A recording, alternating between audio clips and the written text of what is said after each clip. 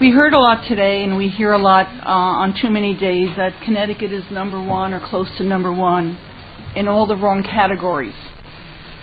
Bills such that as these continue to tell the business community that we're okay with that we're okay with being #1 in all the wrong categories.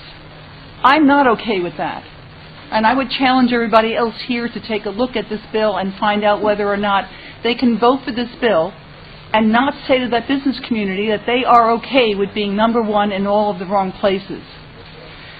When I read through this bill and when I heard testimony today and I heard information being imparted back and forth, I kept on getting that oh my God moment in my head.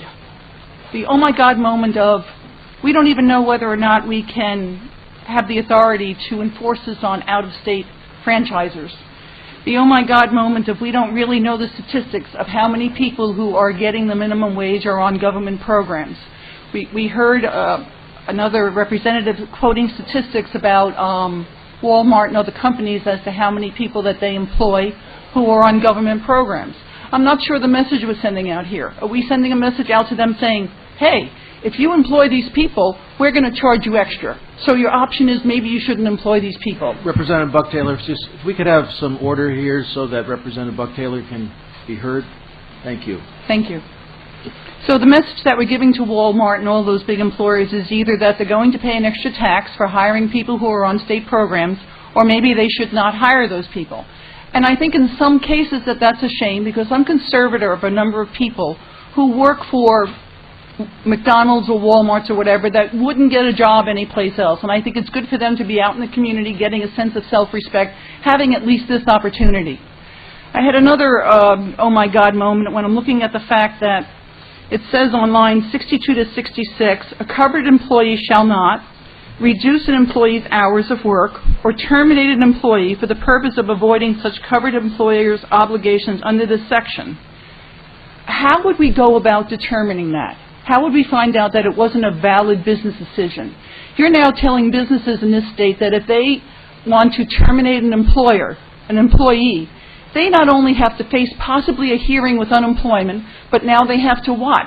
Open up their books to the state to make sure that there was an economic reason that they were letting this employee go, rather than the fact that it's just something that they're trying to do to protect their profit margin, which is what keeps them in this state.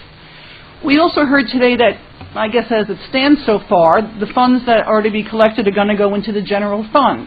Well, much like I don't agree with the fact that the special transportation money goes into the general fund and the tobacco money goes into the general fund, if you are really doing this to help the people who are on those state programs, it should be in a separate fund and somehow funneled back to them. Because you're not doing them any benefit by charging their employer more money. It doesn't go into their pocket. So if you really have that as your goal, then put it into some fund that somehow benefits them.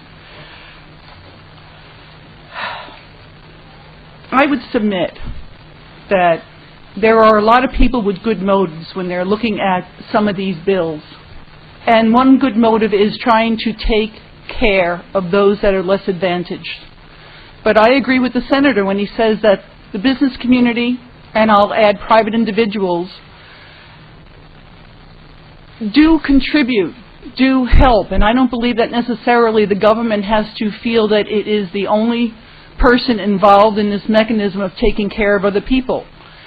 You're going to take care of other people by having businesses that want to come to the state, businesses that get profitable, businesses that allow people to go in at minimum wage and if they work well, possibly turn around and then get an increase in their wage. I don't think this bill gives any message to anybody in the business community, whether it is locally or it is nationally, that says anything good about Connecticut except for the fact that we're happy being #1 in all the wrong places. Thank you.